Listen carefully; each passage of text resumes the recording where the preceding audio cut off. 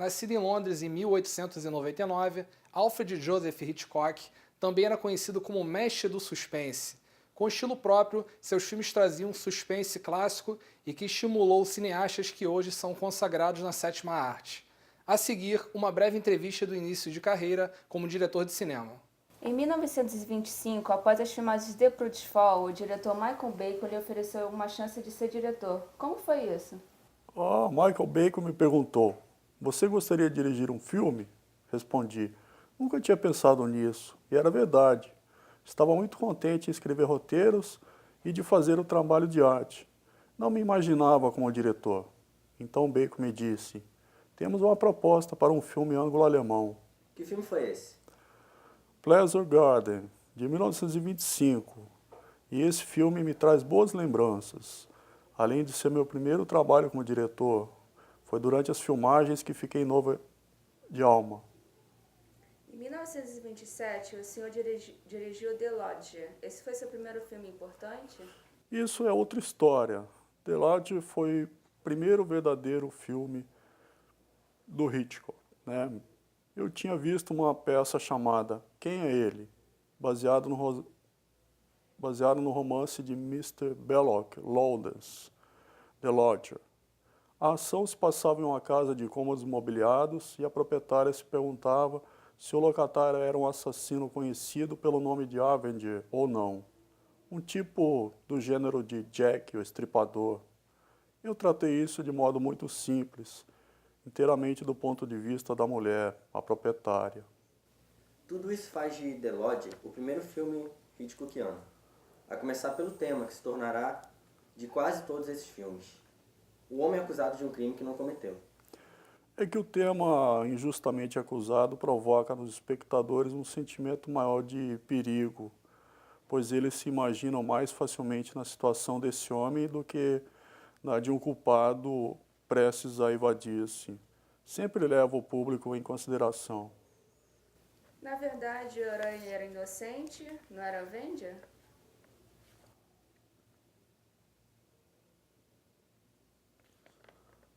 Essa dificuldade, o ator Igor Novello era um astro de teatro da Inglaterra.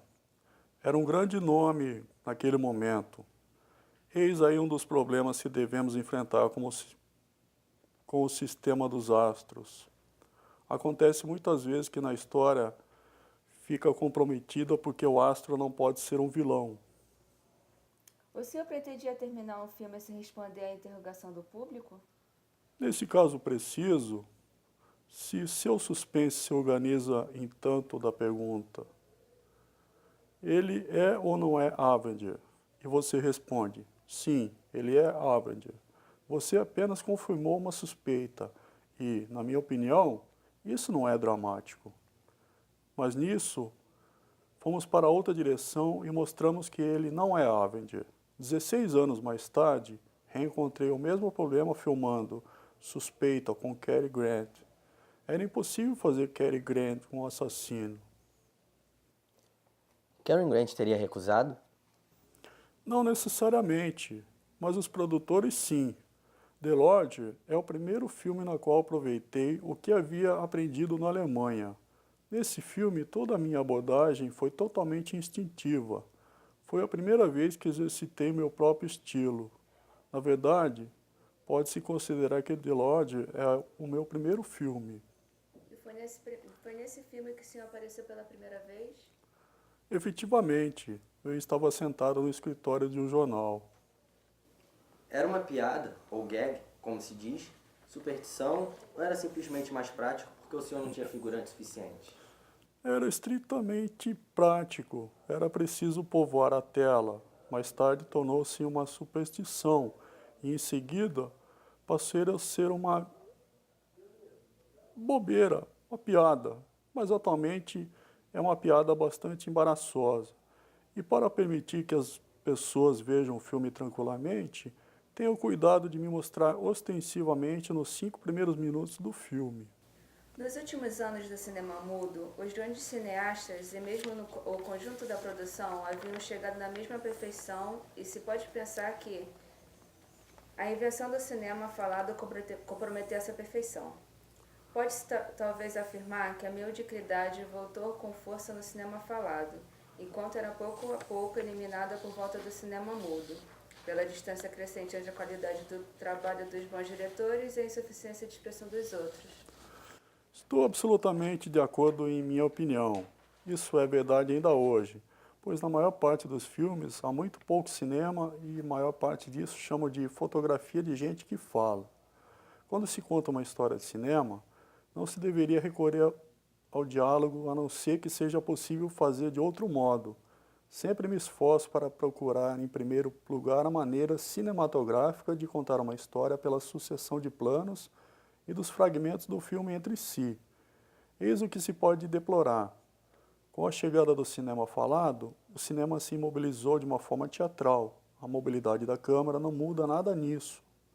Mesmo se a câmera passeia ao longo de uma calçada, é sempre teatro. O resultado é a perda do estilo cinematográfico e também da perda de toda fantasia. Quando se escreve um filme, é indispensável separar nitidamente os elementos de diálogo e os elementos visuais e, sempre que possível, dar preferência ao visual do diálogo. Qualquer que seja a escolha final em relação à ação em desenvolvimento, deve ser aquela que mais seguramente mantém a atenção do público. Em resumo, pode-se dizer que o retângulo da tela deve ser carregado de emoção.